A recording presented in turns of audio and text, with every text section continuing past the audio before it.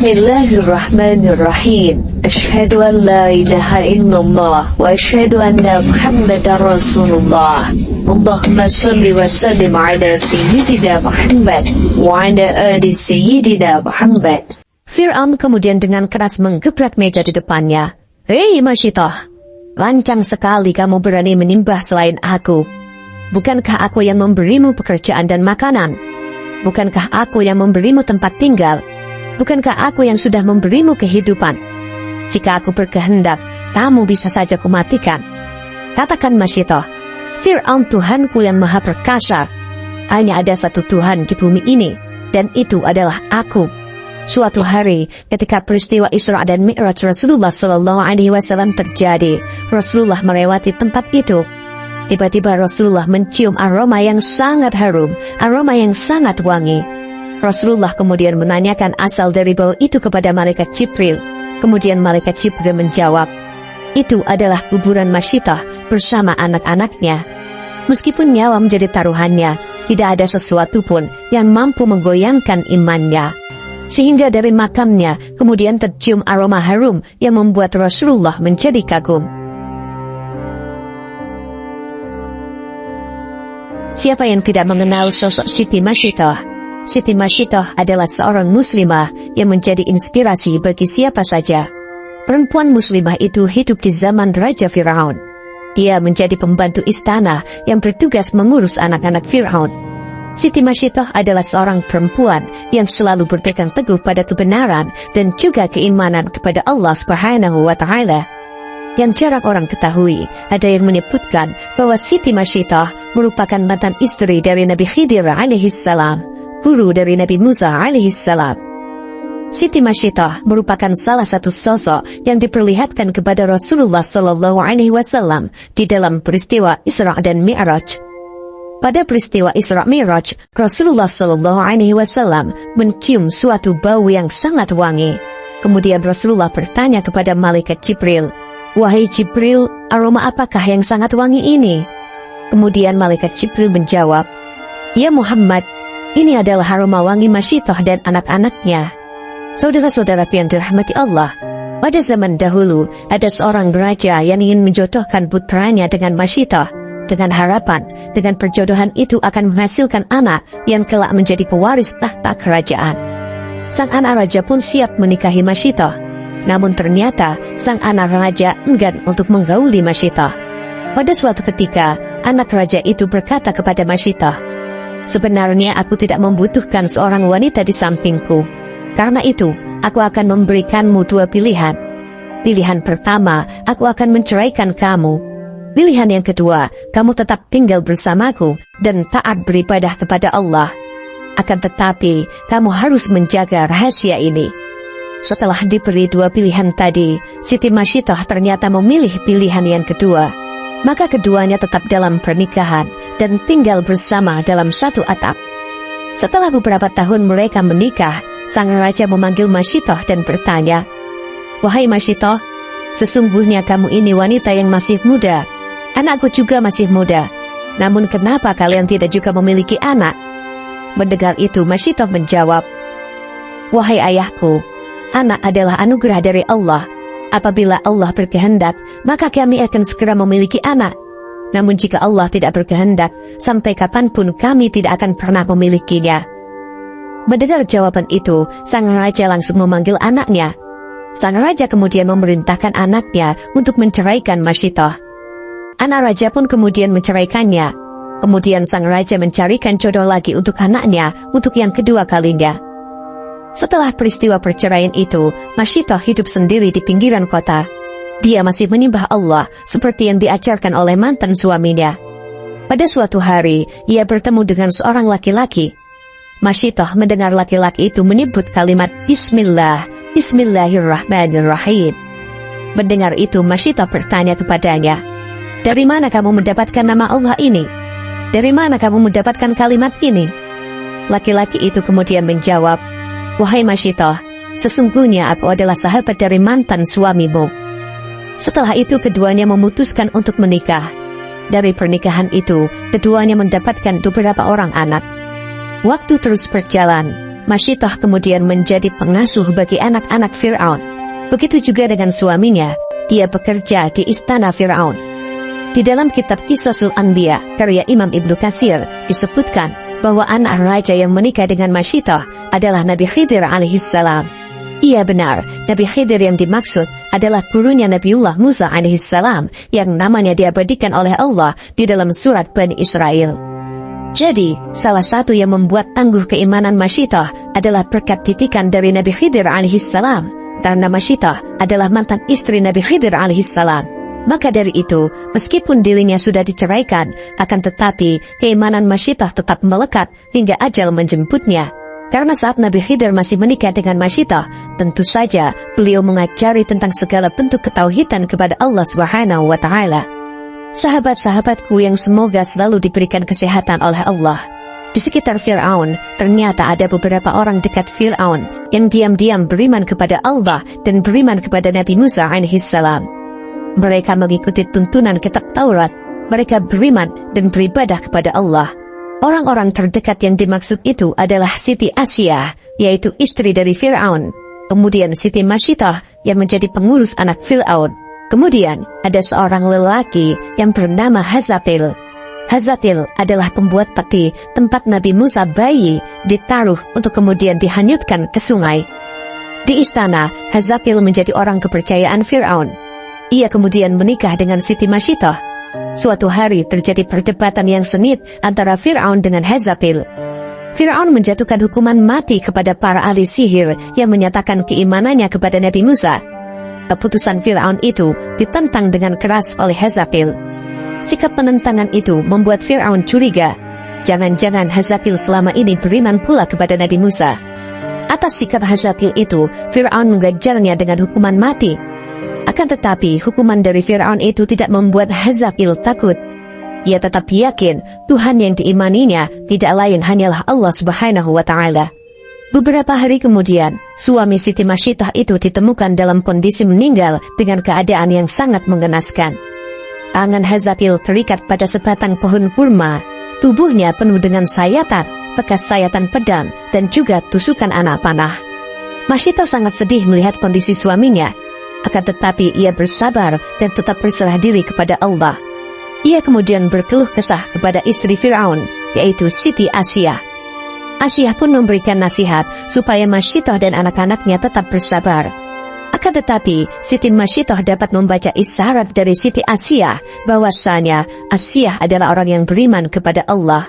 Di akhir nasihatnya, Asyah mengatakan dengan jujur bahwa selama ini ia juga beriman kepada Allah. Akan tetapi, ia menyembunyikannya di hadapan suaminya, yaitu Fir'aun. Masya Allah, Allahu Akbar. Sahabat-sahabatku yang dirahmati Allah, pada saat Masyitah menjadi pembantu rumah tangga di istana Fir'aun, terjadilah sebuah peristiwa yang menjadi bukti kuatnya iman Masyitah.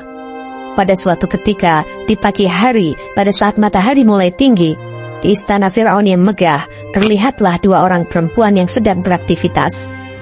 Dua orang perempuan itu adalah seorang perempuan dewasa dengan raut muka yang damai dan menenteramkan. Kemudian satu orang perempuan lagi adalah seorang remaja putri, wajahnya cantik jelita. Namun jika dicermati, kedua wanita itu memiliki kedudukan yang berbeda, sangat kontras sekali, meskipun keduanya terlihat sangat akrab. Perempuan dewasa itu adalah Siti Masyitah, dan remaja putri itu adalah putri dari Fir'aun laknatullah. Wahai Tuhan hamba ayahanda, kemarin Bibi Masyitah menyebutkan nama Tuhan selain namamu. Demikian kata sang putri dengan sangat polos. Wah, benarkah demikian wahai putriku? Kata Raja Fir'aun sambil berdiri. Dengan sangat marah, Raja Fir'aun pun berkata, siapa Tuhan yang disembah oleh Masyitah itu? Sang putri kemudian menjawab, Bibi Masyitah menyebut Tuhan yang bernama Allah, bukan menyebut asma ayah Tuhanku. Siapa itu Allah? Kata Fir'aun. Wahai putriku, hanya ada satu Tuhan di bumi ini, dan itu adalah aku. Semua orang yang hadir terdiam. Mereka membisu. Suasana menjadi sangat hening.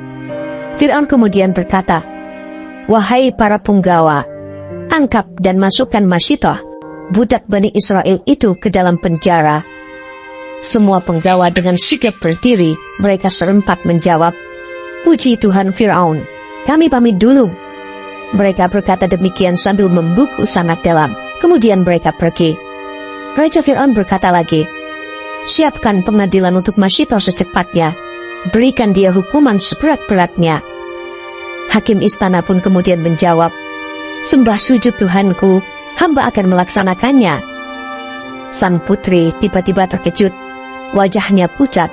Ia tidak pernah membayangkan sebelumnya bahwa apa yang telah disampaikannya akan membuat celaka orang yang paling disayanginya, yaitu Masyitoh. Namun apa mau dikata, nasi telah menjadi bubur. Di dapur istana, pengawal kerajaan terkopoh-kopoh menyeret Siti Masyitoh dengan cara paksa. Tanpa memberi kesempatan pada mereka untuk bertanya, "Apa salah kami? Mengapa kami dibawa?" Dengan paksa mereka semua dibawa oleh para pengawal kerajaan. Henti-hentinya mereka dicambuki sepanjang perjalanan.